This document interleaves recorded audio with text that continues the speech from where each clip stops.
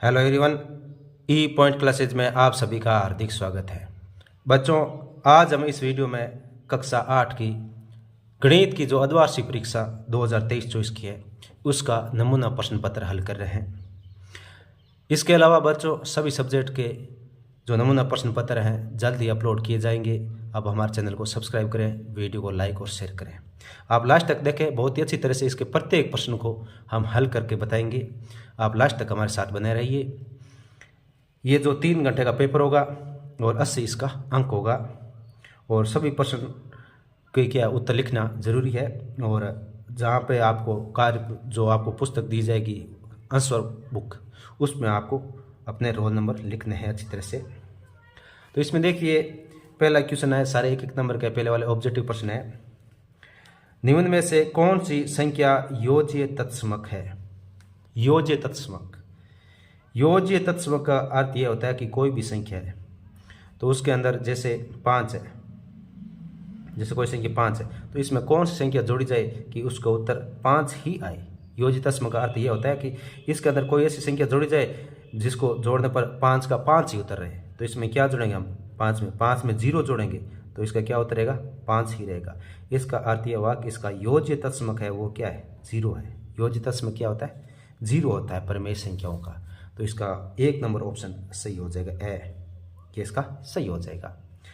इसके बाद में नेक्स्ट क्वेश्चन नंबर 2 देखिए।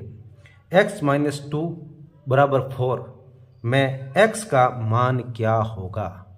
x का मान क्या होगा? तो इसमें देखिए जैसे x-2 = 4 है, इसको हल करना है। तो इसमें ये देखिए दूसरा प्रश्न है, इसमें ये -2 है, ये इस तरफ से जैसे ही इस तरफ आएगा तो ये प्लस के 2 हो जाएंगे, ये प्लस के 2 हो जाएंगे। x = 4 ये यहाँ पर है और ये 2 इस तरफ से आएगा तो ये प्लस के 2 हो जाएंगे। x का मान हो जाएगा 6, x का मान आ जाएगा 6। अब इसका नेक्स्ट क्वेश्चन नंबर 3 देखिए। 4 भुजाओं से घिरी बंद आकृति को क्या कहते हैं? 4 भुजाएं और उससे घिरी बंद आकृति, 4 भुजाओं से घिरी बंद आकृति को क्या कहते हैं? चतुर्भुज कहते हैं। इसका द ऑप्शन सही हो जाएगा। Next question number 4। निम्न में से कौन सी संख्या पूर्ण वर्ग संख्या नहीं है? पूर्ण वर्ग संख्या नहीं है। तो ये हमें पता होना चाहिए कि पूर्ण वर्ग जो संख्या होती है, अपने इसका जो इकाई अंक है वो देख के पता लगा सकते हैं कि पूर्ण वर्ग जो संख्या होती है उसके इकाई अंक में 1 होगा, उसके बाद में 4 होगा, 5 होगा, 6 होगा, 8 होगा,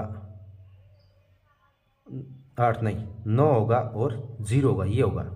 तो इसमें देखिए इसमें एक इकाई अंक, इसमें 5 है, इसमें 0 है, तो ये पूर्ण वर्ग संख्या है। लेकिन ये पूर्ण वर्ग संख्या नहीं, क्योंकि इसमें 2 आया है और इकाई पूर्ण वर्ग संख्या होता है उसमें इकाई का अंक 2 नहीं होता है, तो इसमें नहीं पूछा है तो ये नहीं हो जाएगी, ये पूर्ण वर्ग संख्या नहीं है। इससे पता लगा सकते हो, नहीं तो आप इसका वर्गमूल निकाल के भी पता कर सकते हो। अब इसके बाद में नेक्स्ट क्वेश्चन नंबर 5। 500 का 10% कितना होता है? 500 का 10%। तो 500 का 10% निकालने के लिए 500 को 10 से गुणा करेंगे और 100 का भाग लगाएंगे, 100 का भाग लगाएंगे। तो देखो 1 0 2 0 है तो 2 0 से 2 0 कट जाएंगे।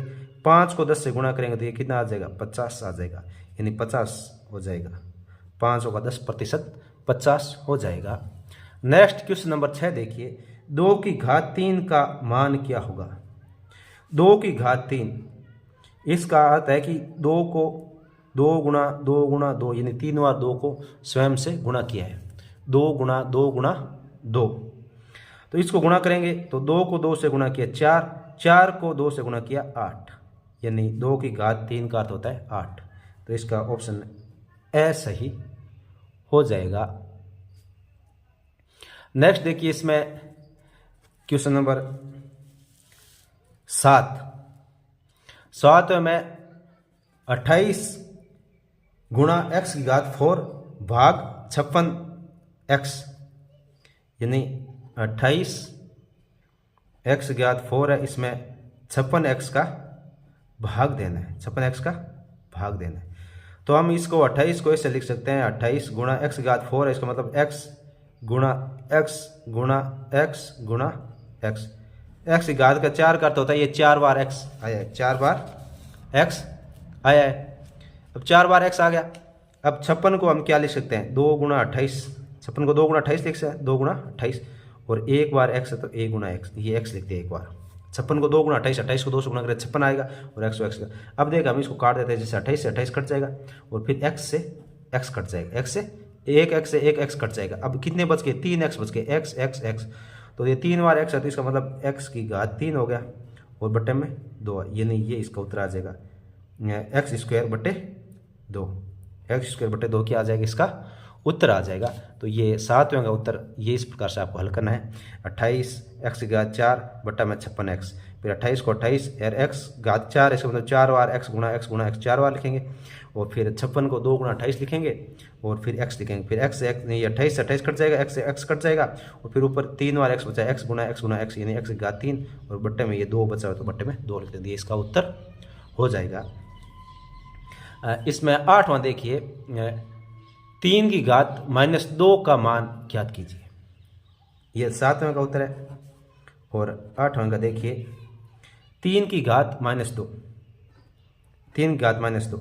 तो इसमें घात ये माइनस है तो इसको प्लस का बनाएंगे। तो प्लस का बनाने के लिए इसको क्या करेंगे, बट्टा में लेके जाएंगे। 3 की घात -2 इसको बट्टा में जाएगा तो ये 3 की घात 2 हो जाएगा, प्लस का हो जाएगा। जैसे ये बट्टा में यानी भाग के रूप में जाएगा तो ये क्या होगा, ये प्लस का माइनस का प्लस हो जाएगा, माइनस का प्लस हो जाएगा। तो 1/3 की घात 2 और 3 की घात 2 का अर्थ होता है 3 गुणा 3। 3 को 3 से गुणा करेंगे, जैसे 3 को 3 से गुणा करेंगे तो ये कितना हो जाएगा, 9 हो जाएगा। कितना हो जाएगा, 9 हो जाएगा। तो इसका उत्तर आ जाएगा 1/9। अब इसका क्वेश्चन नंबर 9 देखिए, 3:4 को प्रतिशत में परिवर्तित कीजिए।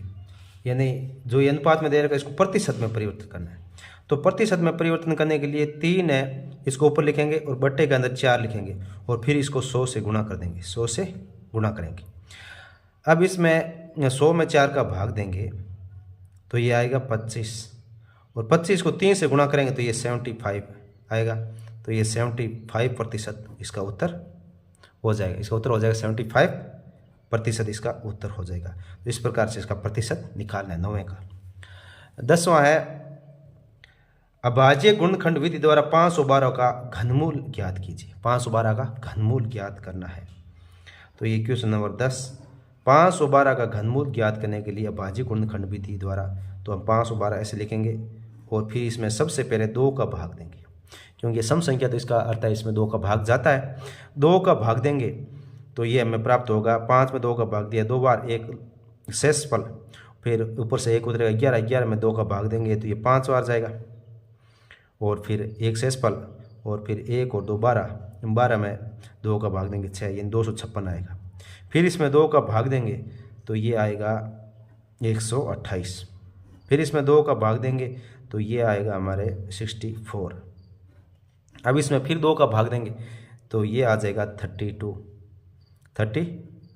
इसमें फिर 2 का भाग लगाएंगे तो ये आएगा 16 यानी 16। फिर 2 का भाग देंगे तो ये आएगा 8। फिर 8 में 2 का भाग देंगे तो ये हमें प्राप्त होगा 4। 4 में 2 का भाग देंगे तो ये हमें 2 प्राप्त होगा। 2 में फिर 2 का भाग देंगे तो ये 1 प्राप्त होगा। हो गए। अब हम इसको क्या सिस्टमेटिक रूप से कितने 2 है इनको लिख लेंगे, 1 2 3 4 5 6 7 8 9, ये 9 बार है तो हम इसको है ना ऐसे लिख देंगे, इसको 9 बार 2 को इसलिए। और इसमें घनमूल निकाला तो यहाँ छोटा सा 3 लगाते हैं, यहाँ जो ये कर्ण चिन्ह बना है इसके अंदर यहाँ जो है ना यहाँ छोटा सा 3, वर्गमूल निकालते हैं तब ये नहीं लगाते 3, लेकिन घनमूल है तो यहाँ 3 लगाते हैं। फिर ये 9 बार 2 है तो इनको लिख लेंगे 1 2 3 4 5 6 7 8 और 9, 9 बार 2 2 लिखेंगे, 9 बार लिखेंगे। तो अब इसमें जो 3 3 का जोड़ा बनाएंगे, ये 3 का जोड़ा, तो ये 3 का जोड़ा तो इसका मतलब 1 बार ये 2 बार आ जाएगा। फिर ये 3 का जोड़ा बन रहा है तो ये 1 2 बार आ जाएगा। फिर ये 3 का जोड़ा बन रहा है आगे तो ये 2 बार आ जाएगा। यानी घनमूल के लिए 3 3 का जोड़ा और वर्गमूल के लिए 2 2 का बनाना है तो 3 3 का जोड़ा बनाए। अब इसको इनको गुणा कर लेंगे तो ये इसका उत्तर हो जाएगा। 2 को 2 से गुणा किया 4, 4 को 2 से गुणा किया 8, यानी 512 का घनमूल क्या हो जाएगा, 8 हो जाएगा। घनमूल क्या हो जाएगा, 8 हो जाएगा। पहले ऐसे करना है, फिर इस प्रकार से लिख के और फिर ये बार इनका जोड़े के रूप में इस प्रकार से निकालना है और फिर इसका उत्तर लिखना है। अब क्वेश्चन नंबर 11 है, एक पासे को उछालने पर अंक 6 आने की प्रायिकता क्या होगी, अंक 6 आने की प्रायिकता क्या होगी। तो जैसे हम पासे को उछालेंगे तो इसमें संख्या प्राप्त होती है 1 2 3 4 5 और 6, ये संख्या प्राप्त होगी। तो टोटल संख्या कितनी है, 1 2 3 4 5 और 6। तो टोटल संख्या प्रायिकता निकालने के लिए हमारे 6 अंक आने की प्रायिकता क्या होगी, तो इसकी प्रायिकता के लिए क्या करना पड़ेगा हमें, ये 6 अंक पहले तो ये देखो अंक 6 कितनी बार आया, तो 6 अंक एक बार आया तो इसको 1 को ऊपर लिखेंगे और बट्टे में ये टोटल अंक कितने हैं 1 2 3 4 5 6, तो बट्टे में 6 लिखेंगे। यानी इसकी 6 अंक आने की प्रायिकता क्या हो जाएगी, 1/6 हो जाएगी, 1/6 हो जाएगी। इसके बाद में नेक्स्ट क्वेश्चन नंबर 12 देखिए, निम्नलिखित आकृतियों में x का मान ज्ञात कीजिए। यानी ये आकृतियां दी गई है, इसमें x का मान आपको ज्ञात करना है। तो इसमें बहुत ही सरल है। इसमें तो देखिए हमें ये पता है कि जो त्रिभुज होता है, त्रिभुज के तीनों कोणों का योग कितना होता है, 180 डिग्री होता है। तो हम इसमें ऐसे लिख सकते हैं कि जैसे पहले ये x लिखा, फिर ये 30 डिग्री, फिर 70 डिग्री, ये तीनों हो गए। तीनों कोणों का योग कितना होता है, 180 डिग्री होता है। तीनों कोणों को जोड़ेंगे तो इनका योग आता है 180 डिग्री। अब x का x लिखेंगे और 70 और 30 जोड़ेंगे तो ये कितना हो जाएगा, 100 डिग्री हो जाएगा, बराबर 180 लिखेंगे, 80 लिखेंगे। अब ये 100 इस तरफ है, प्लस का तो इस तरफ जाएगा तो माइनस का हो जाएगा, x बराबर 180 और ये प्लस का तो इस तरफ आएगा, माइनस का 100 हो जाएगा। वे 180 में से 100 घटेंगे तो x का मान आ जाएगा 80 डिग्री, x का मान आ जाएगा 80 डिग्री। ये x का मान इस पहले वाले का आ गया। अब दूसरे वाला है, ये चतुर्भुज है, चतुर्भुज के चारों कोणों का योग होता है 360 डिग्री, 360 डिग्री। तो हम चारों कोणों को जोड़ देंगे, एक x, फिर ये 90 डिग्री, फिर ये 90 डिग्री, उसके बाद में ये 90 डिग्री, 3 बार 90 90 बराबर 360 डिग्री होता है। अब x प्लस इन 90 90 और 90 जोड़ेंगे तो ये 270 हो जाएगा, ये 270 हो जाएगा, बराबर 360 डिग्री। अब ये 270 है, इस प्लस का इस तरफ आएगा तो माइनस का हो जाएगा। तो x बराबर 360 माइनस 270, 360 में से 270 घटाएंगे तो ये हमें x का मान प्राप्त हो जाएगा 90 डिग्री। क्या हो जाएगा, 90 डिग्री प्राप्त हो जाएगा। 360 में 270 घटाएंगे तो x का मान 90 डिग्री हो जाएगा। तो इसमें x का मान 80 डिग्री और इसमें x का मान 90 डिग्री हो जाएगा। अब इसका क्वेश्चन नंबर 13 देखिए, निम्नलिखित संख्याओं के वर्ग ज्ञात कीजिए। इन संख्याओं का क्या ज्ञात करना है, वर्ग ज्ञात करना है। वर्ग ज्ञात करने के लिए जैसे पहला इसमें 13 का पहला क्वेश्चन नंबर 13 है, इसमें 13 का पहला हल करें। इसमें तो हमें वर्ग ज्ञात करने के लिए हमें पता होना चाहिए कि जो संख्या है उसको उसी से गुणा करते हैं। तो पहला है जैसे 32 है, 32 का वर्ग ज्ञात करना है। तो हमें 32 का वर्ग ज्ञात करने के लिए 32 को 32 से गुणा करना है, 32 को 32 से गुणा करना है। तो 32 को 32 से गुणा कर दीजिए। 32 को 32 से गुणा करेंगे तो ये आ जाएगा 1024, ये 1024 हो जाएगा। यानी पहले का वर्ग कितना हो जाएगा, 1024। और इसी प्रकार इसका सेकंड है, दूसरा है, दूसरे में हमें ज्ञात करना है 100 का वर्ग, 100 का वर्ग ज्ञात करना है। तो 100 का वर्ग ज्ञात करने के लिए 100 को 100 से गुणा करेंगे। 100 को 100 से गुणा करना बहुत आसान है। इसमें हम 1 को 1 से गुणा करेंगे। पहले देखो 1 है, 1 को 1 से गुणा करेंगे तो ये कितना आएगा, 1 ही आएगा। फिर उसके आगे 0 कितना है, ये 0 इसके आगे लगा देंगे। 1 2 3 4 0, तो ये 4 0 इसके आगे लगा देंगे। तो इस प्रकार से ये शॉर्टकट में गुणा हो जाता है। 100 को 100 से गुणा करना, 1 को 1 से गुणा किया 1, फिर 1 2 3 4 0 है तो 4 0 आगे लगा देंगे। तो ये इकाई, दाई, सैकड़ा, हजार, 10,000, यानी इसका उत्तर आ जाएगा 10,000। इसके बाद में नेक्स्ट क्वेश्चन नंबर 14 देखिए, वह सबसे छोटी संख्या ज्ञात कीजिए जिससे निम्नलिखित को गुणा करने पर पूर्ण घन प्राप्त हो जाए। इनको गुणा करने पर पूर्ण घन प्राप्त हो जाए।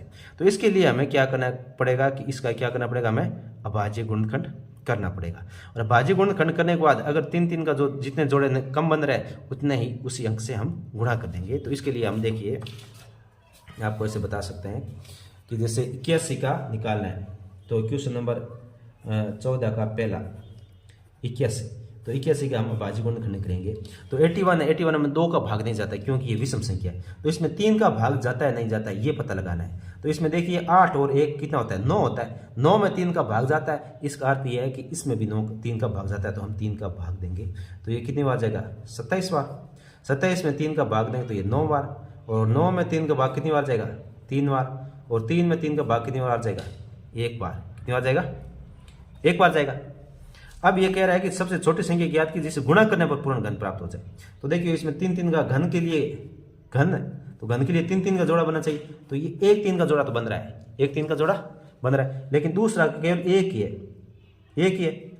तो इसके लिए 2 3 और की आवश्यकता पड़ेगी, जैसे 3 गुणा 3 गुणा 3 गुणा 3 ये प्राप्त हो रहा है। तो इसमें ये एक जोड़ा बन गया, लेकिन ये दूसरा इसका क्या है, ये तो अकेला है। तो इसके लिए हमें पूर्ण घन बनाने के लिए हमें इसके लिए कम से कम ये 3 गुणा 3 2 की 3 की और आवश्यकता पड़ेगी। अगर 3 2 बार और आ जाए तो ये पूर्ण घन बन जाएगा। तो इसका मतलब यह है कि वह छोटे छोटे संख्या क्या हो जाएगी भाई, 3 गुणा 3 की आवश्यकता है हमें, तो 3 गुणा 3 कितना होता है, 9। तो वह सबसे छोटी संख्या 9 है, वह सबसे छोटी संख्या 9 है, जिसका 81 से गुणा करने पर पूर्ण घन संख्या प्राप्त होगी, पूर्ण घन संख्या प्राप्त होगी, प्राप्त हो जाएगी। अब इसमें नेक्स्ट देखिए, अब 216 का पता लगाना है कि कौन सी संख्या से गुणा करेगी 216 पूर्ण घन संख्या बन जाएगी, यानी 216 को कौन सी छोटी संख्या से गुणा करें। तो इसमें 216 का अपन क्या करेंगे, ये इसका सेकंड कर रहे हैं, 14 का सेकंड, इसका क्या निकालेंगे, इसका भाज्य गुणनखंड करेंगे। तो 216 में 2 का भाग जाएगा क्योंकि ये सम संख्या है, तो 2 का 216 में देंगे तो ये 108 आ जाएगा। 108 में 2 का भाग देंगे तो ये कितना आ जाएगा, 54 आ जाएगा। फिर 2 का भाग देंगे तो ये कितना आ जाएगा, 27। और फिर 27 में हम 3 का भाग देंगे तो ये कितना आ जाएगा, 9। 9 में 3 का भाग देंगे तो ये कितना आएगा, 3। और 3 में 3 का भाग देंगे 1, 3 3 का भाग देंगे तो 1। तो ये क्या है, ये तो पूर्ण घन संख्या है।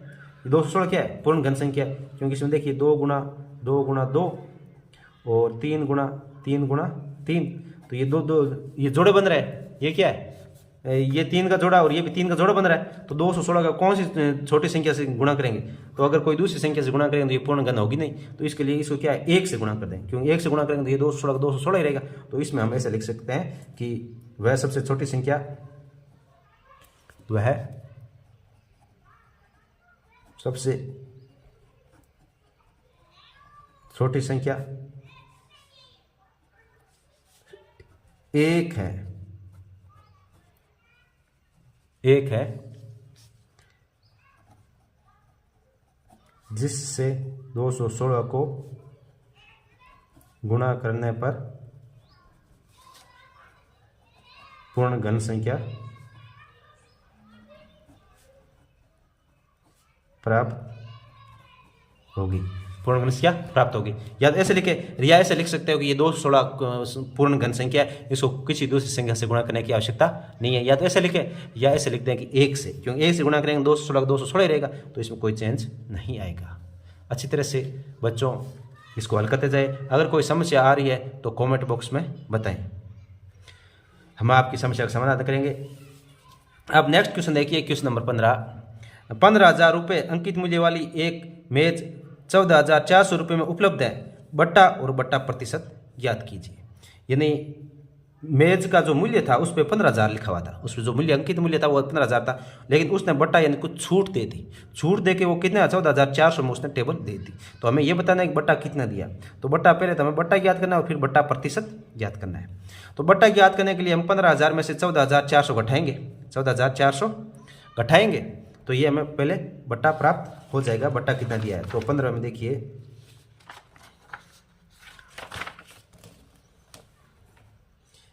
क्वेश्चन नंबर 15, इसमें पहले तो हमें ज्ञात करना है बट्टा। पहले लिखे हमें अंकित मूल्य, अंकित मूल्य कितना था 15,000 और उपलब्ध खरीदी कितने में 14,400 रुपये में। अब बट्टा कितना हुआ, बट्टा तो हम 15,000 में से 14,400 घटा देंगे तो ये 600 रुपये हो जाएंगे। यानी 600 रुपये का उसने बट्टा दिया है। अब दूसरे क्या करना है, बट्टा प्रतिशत ज्ञात करना है। प्रतिशत ज्ञात करना है तो हम क्या करेंगे, बट्टा प्रतिशत।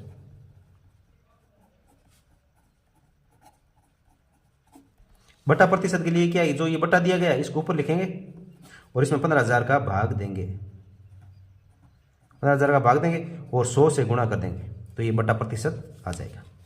तो इसमें देखिए 1 2 0 1 2 0 कट गया। अभी 1 0 बचा तो 1 0 से ये 1 0 कट गया। अब ऊपर कितना बचा है 60 और नीचे बचा है 15। तो 60 में 15 का भाग देंगे तो कितनी बार जाएगा, ये 4 बार जाएगा। यानी बट्टा प्रतिशत कितना हो गया 4%। बट्टा कितना हो जाएगा 4% हो जाएगा। देखो 1 2 और 3 0 3 0 से 3 0 कट के ऊपर 60 बचा नीचे 15। 60 में 15 का भाग देंगे तो ये कितनी बार जाएगा 4 बार। तो ये बट्टा प्रतिशत कितना होगा 4% हो जाएगा। नेक्स्ट इसका क्वेश्चन नंबर 16 देखिए, निम्नलिखित द्विपदों के गुणा कीजिए। इनका क्या करना है, गुणा करना है। तो ये द्विपद हम यहाँ लिख लेते हैं। देखिए इसमें 16 का पहला गुणा करना है। क्या करना है, गुणा करना है। तो इसमें देखिए इसमें 2x + 5 इसको गुणा करना है। 2x + 5 को गुणा करना है 4x - 3 4x - 3 4x - 3 से गुणा करना है। तो बहुत सरल है, आराम से देखें, अच्छी तरह से आपको समझ में आएगा। आपको क्या करना है, पहले जो ये पहले वाला जो ये है इसको है ना, पहले इससे गुणा करना है और फिर इसको इससे गुणा करना है। पहले इतना काम करना है। पहले हम करते हैं, देखो 2 पहले इसमें देखिए 2x है या 4x है। तो 2x गुणा 4x करेंगे पहले इससे। फिर ये देखो ये प्लस का और ये माइनस का है तो यहाँ क्या हो जाएगा, प्लस और माइनस गुणा होकर माइनस होगा तो ये माइनस लग गया। फिर 2x को किससे गुणा करेंगे, 3 से गुणा करेंगे, 3 से गुणा करेंगे क्योंकि ये प्लस का था और ये माइनस का था तो हम डायरेक्ट माइनस लगा दिया। फिर 2x को 3 से गुणा किया तो ये 3 आ गया। अब क्या करेंगे, जो ये दूसरे वाला 5 है इसको पहले इससे गुणा करेंगे और फिर इसको इससे गुणा करेंगे। तो ये प्लस का और ये प्लस का तो यहाँ प्लस आ जाएगा। प्लस के 5 गुणा 4x, 5 को 4x से गुणा करेंगे और फिर ये यहाँ माइनस है और यहाँ प्लस है तो माइनस प्लस गुणा होकर माइनस होता है, माइनस लग गया। 5 को 3 से गुणा करेंगे, 5 गुणा 3। अब देखिए ध्यानपूर्वक, 4 को 2 से गुणा करेंगे तो ये 6 हो गया। x को x से गुणा करेंगे तो ये x² आ जाएगा। नहीं, 4 को 2 से गुणा किया तो ये 8 हो जाएगा। कितना हो जाएगा, 8 हो जाएगा। और x को x से गुणा किया x² हो जाएगा। x² है, ये x के ऊपर लगा हुआ है, आगे मत लगा देना, x² है। फिर ये माइनस का माइनस, ये 3 को 2 से गुणा करें तो ये 6 आ जाएगा और ये x से x हो जाएगा। अब प्लस का प्लस, 5 को 4 से गुणा करेंगे तो ये 20 आ जाएगा और ये x लग गया। और फिर 5 को 3 से गुणा करें तो ये आ जाएगा 15 आ गया। अब ये 8x² का 8x² लिखेंगे और ये 20x है और ये 6x है। ये 20x है और ये 6x है, माइनस के 6 और ये प्लस के 20x है। तो 20x में से 6x घट जाएगा तो ये कितना बचेगा, प्लस के 14x बच जाएगा और इधर -15, यानी 8x² + 14x - 15 इसका उत्तर आ जाएगा। इस प्रकार इसका सेकंड देखिए, y - 8 इसका सेकंड है। y - 8 है, इसको गुणा करना है 3y - 4, ये 3y - 4 से, 3y - 4 से, y - 8 3y - 4 इससे गुणा करना है। तो पहले y को इससे गुणा करेंगे तो ये यहाँ पे y गुणा 3y करेंगे। फिर ये प्लस का और ये माइनस का तो यहाँ माइनस लग जाएगा और y को 4 से गुणा करेंगे, y गुणा 4। अब बाद में इसमें इसको इससे गुणा करेंगे तो इसमें देखना ये माइनस का ये प्लस का तो ये माइनस का हो जाएगा, माइनस प्लस गुणा होकर माइनस हो जाएगा, -8 गुणा 3y, 8 गुणा 3y हो जाएगा। और इधर ये देखिए ये माइनस है, ये माइनस है, माइनस माइनस गुणा होकर क्या हो जाएगा, प्लस हो जाएगा, प्लस हो जाएगा। और 8 को 4 से गुणा करना है, 8 गुणा 4 ये लिखना है। अब ये 3 का 3 और y को y से गुणा करना है, y² आ जाएगा और ये -4y हो जाएगा और माइनस ये 8 को 3 से गुणा कर रहा है 24y हो जाएगा, -24y। और ये 8 को 4 से गुणा करें तो ये प्लस के 32 हो जाएंगे। तो ये 3y² का 3y² और माइनस के 24y है और माइनस के 4y तो ये माइनस के 28y हो जाएगा और प्लस के 32 इसका उत्तर हो जाएगा। अब इसका नेक्स्ट क्वेश्चन नंबर 17 देखिए। 17 में क्या लिखा है कि एक समलंब का क्षेत्रफल 34 सेंटीमीटर² है और इसकी ऊंचाई 4 सेंटीमीटर है। समांतर भुजाओं में से किसी एक की लंबाई 10 सेंटीमीटर है दूसरी समांतर भुजा की लंबाई ज्ञात कीजिए। यानी समांतर भुजा की लंबाई ज्ञात करनी है। समलंब चतुर्भुज है और इसका क्षेत्रफल ये दे रखा है और ऊंचाई ये दे रखी है और समांतर भुजाओं की लंबाई ज्ञात हमें करनी है। इसमें जो समलंब चतुर्भुज होता है तो इसमें देखिए ये समलंब चतुर्भुज, ये प्रश्न नंबर हम 17 हल करे हैं। तो 17 में आपको ये ध्यान रखना है कि जो ये समलंब चतुर्भुज होता है,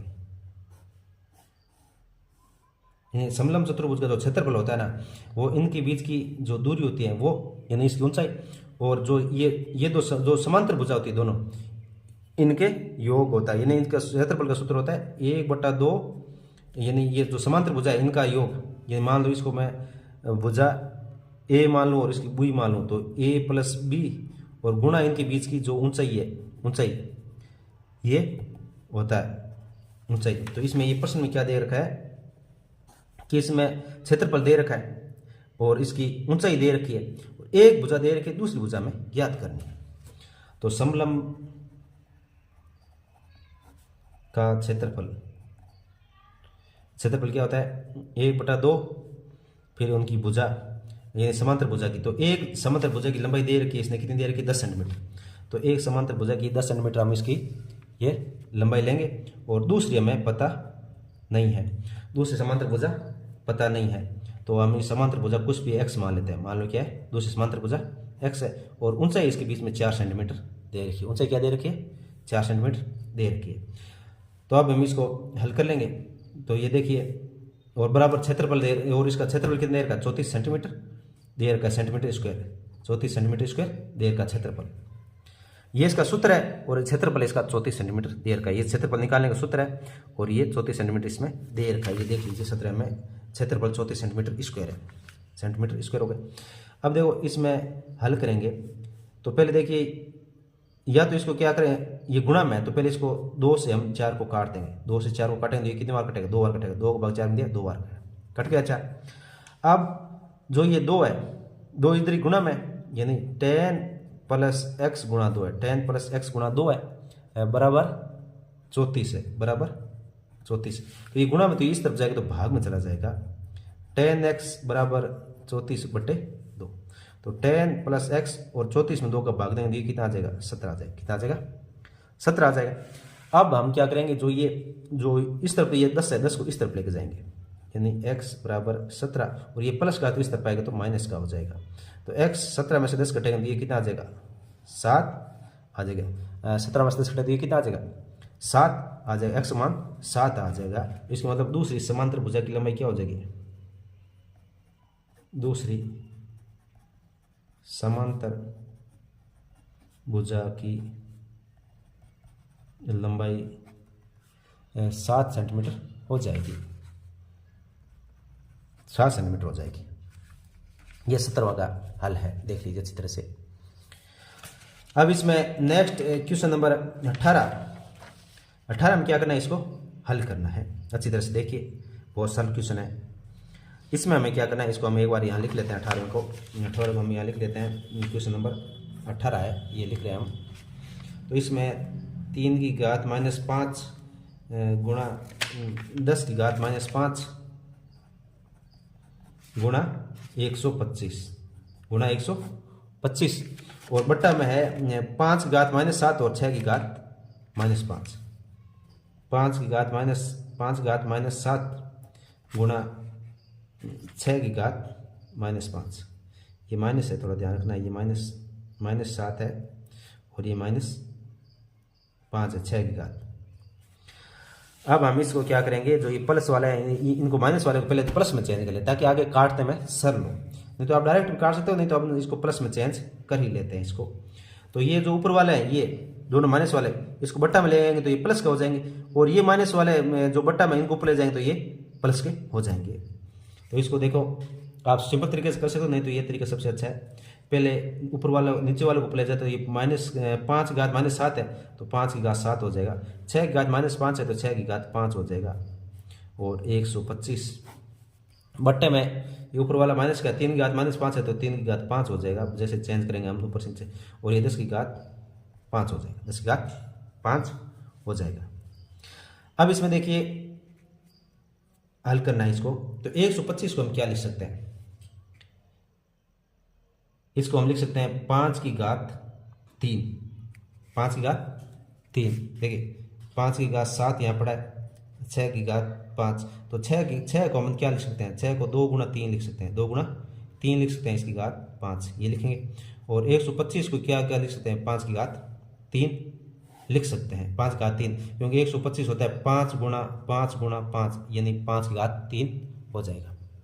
अब बटे में ये 3 की घात 5, 3 की घात 5, और 10 को अपन क्या लिख सकते हैं, 10 को हम 2 की घात 2 गुणा 3 लिखेंगे, और इसके ऊपर ये घात 5 है तो 5 की घात ये 5 लगाएंगे। अब इसके आगे हल करेंगे तो ऊपर आएगा 5 की घात 7 ये पड़ा है, और ये 5 की घात अलग अलग लिख देते हैं, ये ब्रैकेट में पूरी घात है तो ये 2 की घात 5, 2 की घात 5, 3 की घात 5 और 5 की घात 3 ये आ जाएगा। और बट्टे में ये देखो 3 की घात 5 गुणा ये घात नीचे बट्टे वाले जो ये भी अलग अलग कर लेते हैं, 2 की घात 5 और 5 की घात 5 हो जाए, 5 घात 5। तो यहाँ थोड़ा शॉर्टकट करें, थोड़ा काट देते हैं इसमें, देखो 2 की घात 5 है यहाँ, और यहाँ 2 की घात 5 ये कट जाएगा, 3 की घात 5 है यहाँ पे और 3 की घात 5 है ये कट जाएगा। अब ऊपर देखिए ये 5 की घात 7 ये और 5 की घात 3 ये, तो ये गुणा में तो ये 5 की घात जुड़ जाएगी, तो 5 की घात ये 7 और 3 कितना हो गया, 5 की घात 10, और बट्टे में क्या है 5 की घात 5, 5 की घात 5। तो अब जैसे ही हम ये ऊपर वाला नीचे वाला 5 की घात 5 ऊपर ले जाएंगे, देखो 5 की घात 10 गुणा 5 की घात -5 हो जाएगा, -5 हो जाएगा।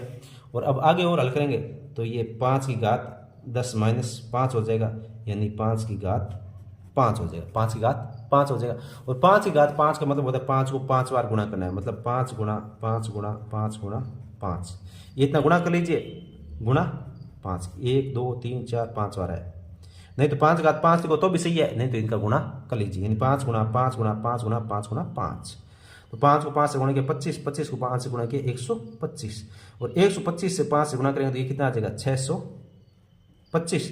625 को हम 5 से और गुणा कर देंगे तो ये देख लीजिए 5 को 5 से गुणा 25 हंस लगेगी 2, 5 10 10 दोबारा हंस लगेगी 1 30 और 1 31, यानी 3125 इसका उत्तर आ जाएगा, 3125 इसका 3125 इसका उत्तर आ जाएगा। नेक्स्ट क्वेश्चन नंबर ये 18 हो चुका है, उसके बाद में क्वेश्चन नंबर 19 देखिए, यह क्या क्या कह रहा है कि इसमें किसी सॉफ्ट ड्रिंक फैक्ट्री में एक मशीन 840 बोतलें 6 घंटे में भरती है, 840 बोतलें कितने घंटे में, 6 घंटे में भरती है। वह मशीन 5 घंटे में कितनी बोतलें भरेगी, 5 घंटे में, 6 घंटे में इतने भरेगी, तो 1 घंटे में क्या हो जाएगा, 840 में 6 का भाग दे देंगे, जितनी 1 घंटे में आएगी फिर उसको 5 से गुणा कर देंगे, तो ये क्या आ जाएगा, ये 5 घंटे में कितनी बोतलें भरेंगी वो इसका उत्तर आ जाएगा। तो देखिए क्वेश्चन नंबर 19, क्वेश्चन नंबर 19 क्या है, 5 घंटे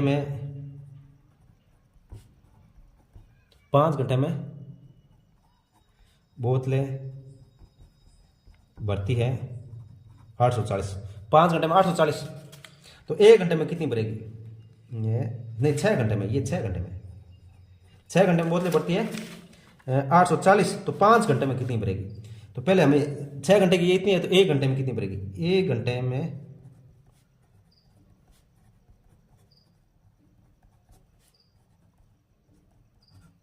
बोतलें भरेगी 840 में हम क्या करेंगे 6 का भाग दे देंगे, जैसे 6 का भाग देंगे तो इसका उत्तर कितना आ जाएगा, 6 8 में 6 का भाग 1 बार जाएगा और 2 शेष बचेगा,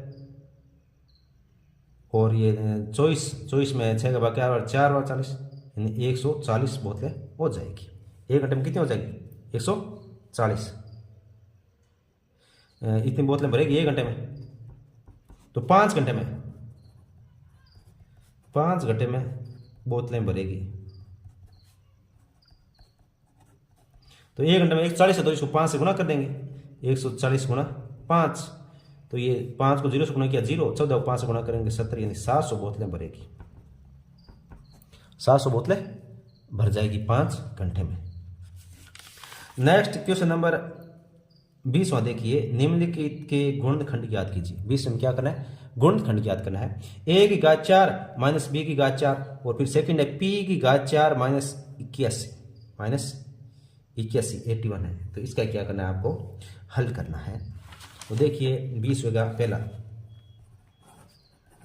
हम क्या है, a की घात 4 माइनस b की घात 4, a की घात 4 माइनस b की घात 4, इसे गुणनखंड करना है। तो इसको हम देखिए हम ऐसे लिख देंगे, इसको a की घात 2 ये 4 को ऐसे लिख दिया हमने, a की घात 2 बना के फिर ऊपर 2 लगा दिया। तो ये वापस हल करेंगे, देखो 2 को 2 से गुणा किया 4, यानी a की घात 4 आ जाएगी।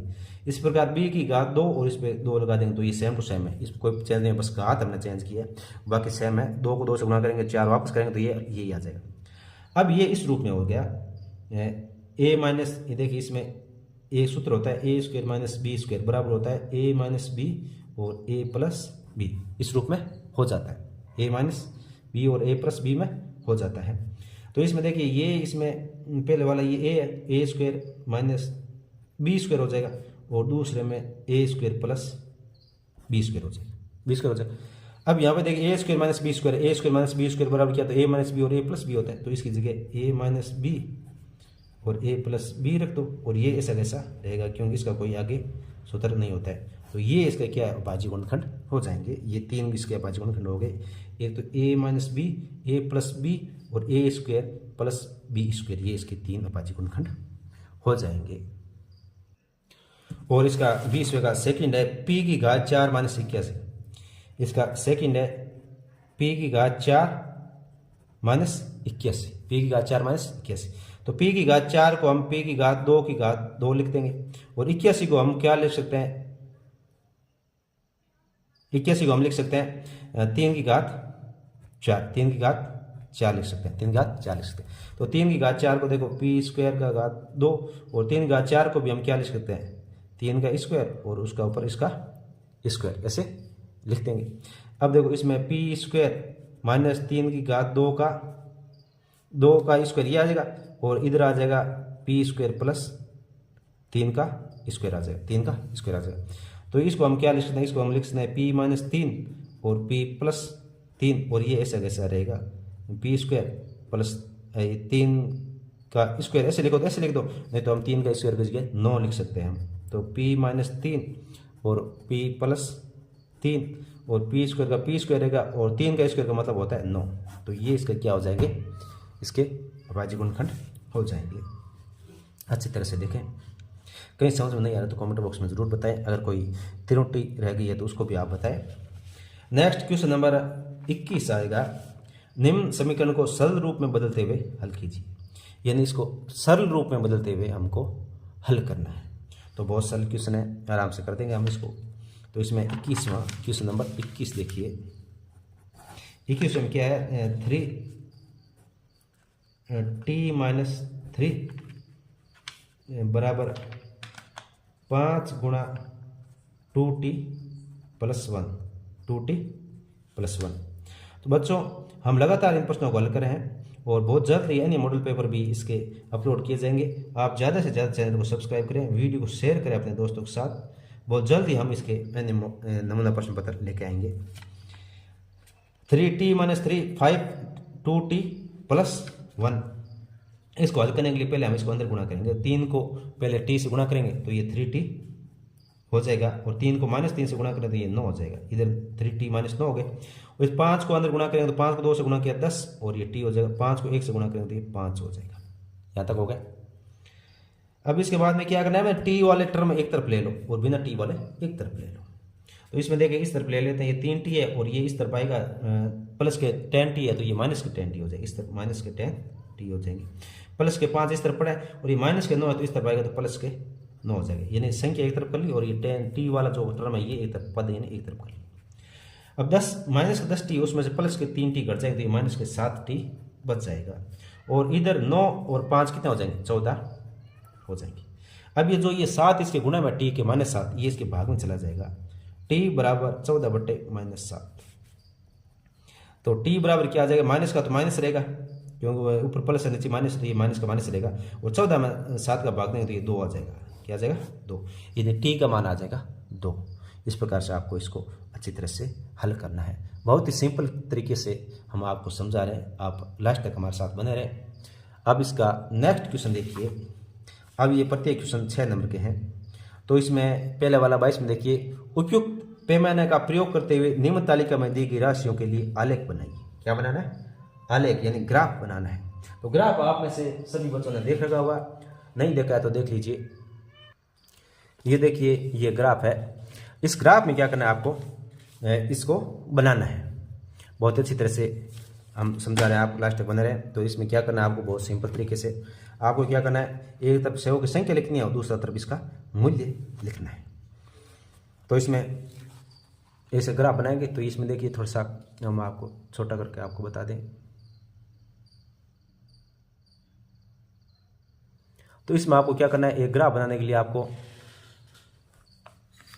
एक ऐसे जो ऊपर की तरफ, ये ऐसे बड़ी लाइन है, इसके ऊपर एक लाइन ऐसे खींचते हैं ऊपर की तरफ से। ये एकदम लाइन के ऊपर होना चाहिए, तभी आपका सही बनेगा, नहीं तो गलत हो जाएगा। और इसको नाम देते हैं ये वाई। इसको नाम क्या देंगे? वाई। ऐसे लाइन खींच दिया, इसको नाम दे दिया वाई।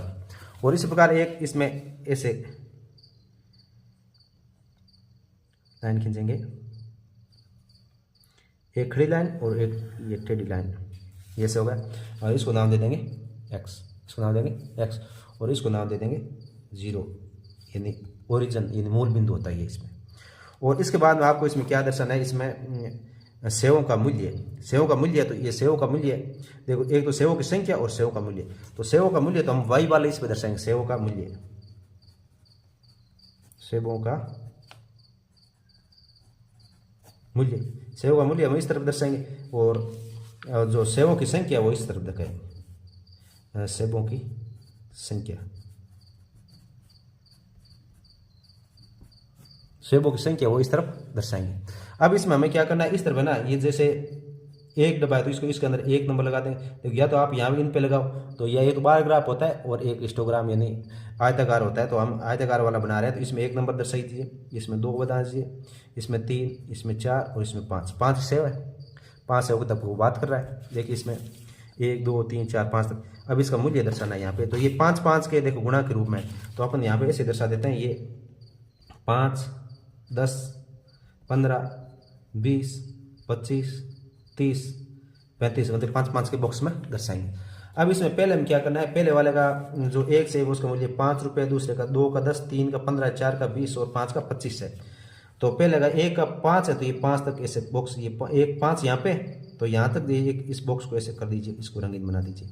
2 का 10 है, तो 2 में 10 है, तो 10 को क्या करें? 10 तक, यानी यहाँ तक इसको रंगीन कर दीजिए। 3 के 15 है, तो 15 यहाँ तक है, ये देखिए 15 लिखा हो इसके सामने 15, और ये 3 लिखा हो इसके लिए होना चाहिए। तो इस पे सुंदर आप इसके साथ से बनाए, फॉर्मेलिटी नहीं करें। और 4 का 20 है, तो ये 20 यहाँ है, तो यहाँ से आपको इसके साथ ऐसे सुंदर तरीके से बनाना है, और इसको ऐसे बना दी। और आगे 5 के 25 है, तो 25 तक जाना है, और इसको कर दीजिए। तो इस प्रकार से ये ग्राफ बन जाएगा। तो इसमें आपको ये लिखना है कि जो एक्स एक्स है, एक्स एक्स है, एक्स एक्स पे हमने क्या किया है? एक्स एक्स पे जो एक बड़ा बॉक्स है, एक बड़ा डब्बा बराबर एक सेब है, यानी एक बड़ा डब्बा एक सेब है। दूसरा आगे क्या है? इसमें दूसरा भी एक रहे, 2 हो गए, तो एक बड़ा डब्बा बराबर एक सेब। और वाई एक्स पर एक बड़ा डब्बा, वाई एक्स पर एक बड़ा डब्बा है, वो कितना है? ये 5 रुपये को बता रहा है, यानी ये रुपये है, 5 रुपये 10 रुपये, तो ये 5 रुपये बराबर 5 रुपये बराबर 5 रुपये को दर्शा रहा है। इस प्रकार से सुंदर तरीके से आपको ग्राफ बनाना है। इसके बाद में नेक्स्ट देख लीजिए, इसका क्वेश्चन नंबर 23। 8,000 रुपये का 2 वर्ष के लिए 5% वार्षिक ब्याज की दर चक्रवर्ती ब्याज ज्ञात कीजिए यदि ब्याज वार्षिक संयोजित होता रहता है। तो ये कह रहा है कि 8,000 रुपये दिए हैं और समय कितना है? 2 वर्ष, और ब्याज की दर क्या है? 5% है। तो 2 वर्ष का क्या आपको इसका ब्याज ज्ञात करना है। तो इसमें देखिए, सबसे पहले इसमें हमें क्या दे रखा है? इसमें 23वें में पहले तो मूलधन यानी पी, ये दे रखा है 8,000 रुपये। और समय टी, टी में दे रखा है 2 वर्ष समय, और आर, आर, आर हमें कितना दे रखा है, आर यानी रेट यानी दर, दर में दे रखी है 5%, 5% ये दे रखी है आर।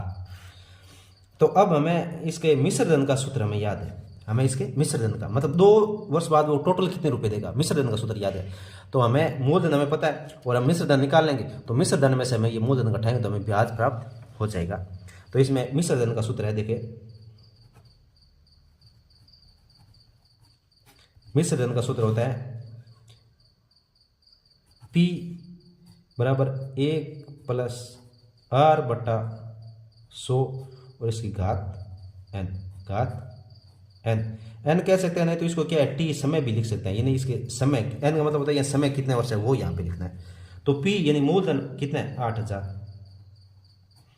और 1 का 1 है, और R कितना है, R 5 बटे में 100 और n यानी समय, समय कितना है 2 वर्ष, समय 2 वर्ष। तो अब 5 के पार्ट से देखिए इसको काटेंगे, 5 के पार्ट से, तो 5 के पार्ट इसमें 1 बार और इसमें कितने बार जाएगा 20 बार, कितना जाएगा 20 बार जाएगा। अब हमें 8000 गुणा, अब देखो 20 1/20 आ गया, अब 20 को इसमें लघुत्तम लेना है तो इसको क्या है 20 को इससे गुणा करके ये जोड़ देंगे, 20 को 1 से गुणा किया 20, 20 और 1 21 यानी 21/20 आ जाएगा, ऊपर घात 2 है, ऊपर घात 2, 2 घात का ऊपर घात 2 करते हैं कि 2 बार गुणा करना है, तो मतलब 8000 गुणा 21/20 गुणा 21/20 ऐसे लिखना है। तो अब देख लिए 1020 है तो 1020 कट जाएंगे। अब 2 गुणा 2 कितने हो गए भाई, पहले 2 है तो 2 के पाड़े से इस 80 को काटेंगे तो ये कितना आ जाएगा 40, 40 में फिर 2 का भाग देंगे तो ये कितना आ जाएगा 20 आ गया 20, यानी ऊपर बच गया 20 गुणा 21 गुणा 21 ये बच गया 20 ये, और 21 गुणा 21 ये बच गया। तो इनका गुणा करेंगे तो ये 8820 रुपये हो जाएंगे, 8820 रुपये हो जाएंगे। तो ये 2 साल बाद में मिश्र धन इतना हुआ है, तो इसका ब्याज कितना हो गया, तो इस मिश्र धन में से भाई ब्याज ज्ञात करना है, तो ब्याज के लिए अपन क्या करेंगे, जो मिश्र धन है उसमें से मूलधन घटा देंगे, मूलधन घटा देंगे। तो ये मिश्र धन है 8820, इसमें से 8000 ये मूलधन घटा देंगे तो ये हमें प्राप्त हो जाएगा 820 रुपये, यानी 2 साल बाद में मिश्र धन चक्रवर्ती ब्याज दर से 820 रुपये ब्याज मिल जाएगा। इसके बाद में नेक्स्ट क्वेश्चन नंबर 24 देखिए, किसी समांतर चतुर्भुज के 2 आसन कोणों का अनुपात 3:2 है, तो समांतर चतुर्भुज के सभी कोणों का माप ज्ञात कीजिए। यानी समांतर चतुर्भुज है और आसन कोण है, आसन कोणों का योग कितना है 3:2। आसन कोण का अर्थ यह होता है कि देखिए 24वां क्वेश्चन नंबर 24 हल कर रहे हैं। 24वें में क्या है कि ये समांतर चतुर्भुज दे रखा है, समांतर चतुर्भुज दे रखा है। तो समांतर चतुर्भुज में आसन कोण का मतलब होता है भाई ये कोण हो सकता है, लगातार 2 कोण, ये कोण या ये कोण और ये कोण देख सकते हो, या ये कोण और ये कोण देख सकते हो, या ये कोण और ये, यानी लगातार 2 कोण। तो इनका अनुपात क्या दे रहा है 2:3, 2:3। समांतर चतुर्भुज के जो आसन कोण होता है इनका योग होता है 180 डिग्री, यानी इसका और इसका योग कितना होगा 180 डिग्री, और इनका अनुपात क्या दे रखा है 2:3। तो सबसे पहले हम लिखेंगे माना एक कोण 2x, तो दूसरा कोण क्या हो जाएगा 3x, क्योंकि ये 2 अनुपात है तो ये 2x हो गया, दूसरा 3x हो गया। और आसन कोणों का योग, जो आसन कोण है, आसन कोणों का योग कितना होता है 180 डिग्री होता है, 180।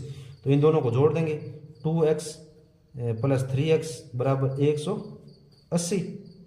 अब 3 और 2 कितने हो गए 5x बराबर 180 हो गया।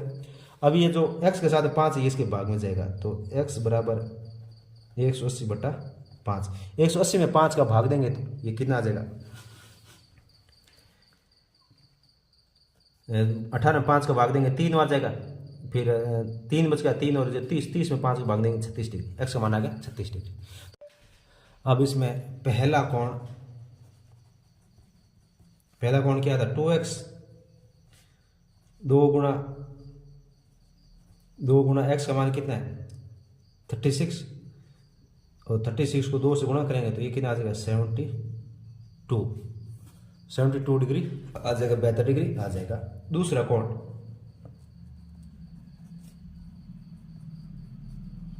दूसरा कोण कितना है 3x, 3 गुणा x का मान 36, इसको गुणा करेंगे तो ये कितना आ जाएगा 108 डिग्री आ जाएगा। तो इस प्रकार से इसके दो आसन कोणों का मान आ जाएगा। इसमें प्रश्न था चतुर्भुज के सभी कोणों का माप ज्ञात कीजिए। तो ये हो गए पहला और दूसरा, दो कोणों का हो गए। अब जो 72 डिग्री के सामने का कोण है, मान लो इसमें है, मान लो देखिए इसके कोण मान लो इसको मान लेते हैं A B C और D मान लेते हैं, A B और C और D मान लेते हैं। तो मान लो इसमें कोण क्या होगा, कोण A और कोण C बराबर होगा, कोण A और कोण C बराबर होगा, क्योंकि जो समांतर चतुर्भुज होता है उसके आमने सामने के कोण बराबर होता है, यानी ये कोण और ये कोण बराबर होता है, ये कोण और ये कोण बराबर होता है। तो कोण A और C बराबर है, यानी दोनों 72 डिग्री हो जाएंगे।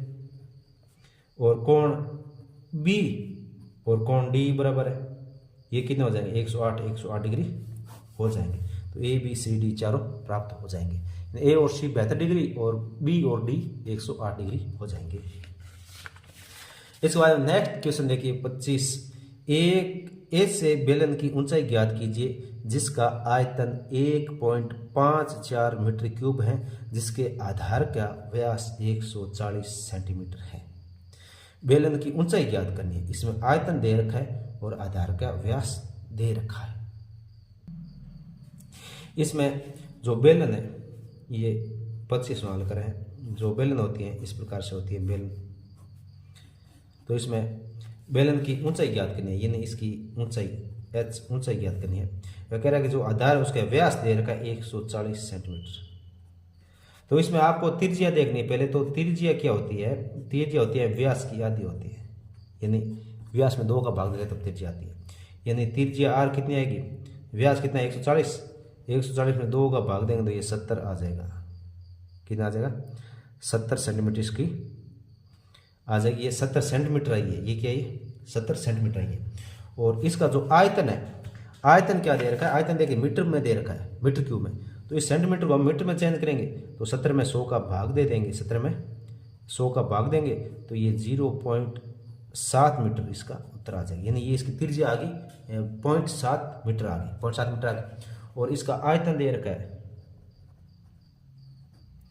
आयतन 1.54 मीटर क्यूब ये दे रखा है। मीटर क्यूब, मीटर के ऊपर घाती नहीं सब लोग क्यूब बोलते हैं, ये दे रखा है। ये देखो आयतन है इसलिए हमें यहाँ पे 3 लगाए, क्षेत्रफल होता है 2 लगाते हैं और लंबाई होती है तो यहाँ पे कुछ नहीं दिखता है। अब आयतन का सूत्र क्या होता है, आयतन का सूत्र होता है पाई r स्क्वायर h और बराबर में 1.54 ये दे रखा है। अब पाई का मान क्या लेना है 22/7 ये आपको पता है, और r क्या 0.7 है तो 0.7, और इसमें स्क्वायर है, स्क्वायर का मतलब होता है 2 बार गुना, 0.7 गुणा 0.7, और h यानी इसकी ऊंचाई हमें पता नहीं है और बराबर में 1.54 दे रखा है, ये दे रखा है। अब ये जो इधर क्या है h को छोड़कर बाकी सभी संख्या इस तरफ लेके आ जाएंगे तो इस तरफ तो h बचेगा, इस तरफ h, और इस तरफ ये 1.54 है, ये जो ये नीचे का जो बट्टा का है ये इसके गुणा में जाएगा तो ये 7 इसके गुणा में चला जाएगा, और बाकी ये जो ऊपर वाले है ये सारे इसके भाग में जाएंगे। तो 22 गुणा 0.7 गुणा 0.7 आ जाएगा, 7 आ जाएगा। अब बहुत सरल हो गया। अब आपको ध्यान रखना है कि देखो हम इसको पॉइंटों को उठाते हैं तो जैसे ये 1 के बाद पॉइंट है तो ये हटेगा तो 10 आ जाएगा ऊपर, और ये पॉइंट हटेगा तो ऊपर 10 आ जाएगा। क्या आ जाएगा 10, क्योंकि 1 के बाद पॉइंट है इसलिए 10, और इसके बाद 1 के बाद 10 आ जाएगा। अब इसमें क्या पॉइंट 2 के बाद में पॉइंट है तो नीचे बट्टा में 100 आ जाएगा, 100 आ जाएगा। तो ये देखो 10 गुणा 10 100 है तो ये 100 कट गया, मतलब ये पॉइंट भी हट गया और ये कट गया। अब हमें ऊपर 7 बचा है, नीचे 7 है, देखो ये पॉइंट हटने के बाद 7 बचा है तो एक साथ से एक साथ काट देंगे। अब हम 154 है, यहाँ पे कितना है 154 बचा है ऊपर, और नीचे बचा है 22 गुणा 7, तो 22 का हम 154 में भाग देंगे तो 7 आएगा, और फिर 7 में 7 का भाग देंगे तो 1 आएगा। क्या आएगा 1, मतलब इसकी ऊंचाई कितनी आ जाएगी, इसकी ऊंचाई जाएगी 1 मीटर। क्या आ जाएगी 1 मीटर इसकी ऊंचाई आ जाएगी। इसी के साथ बच्चों आपका ये जो नमूना प्रश्न पत्र है ये कंप्लीट हो चुका है। ज़्यादा से ज़्यादा अपने दोस्तों के साथ शेयर करें, और नेक्स्ट वीडियो में हम इसके विज्ञान और अंग्रेजी हिंदी उनके मॉडल पेपर लेकर आएंगे। तब तक के लिए धन्यवाद।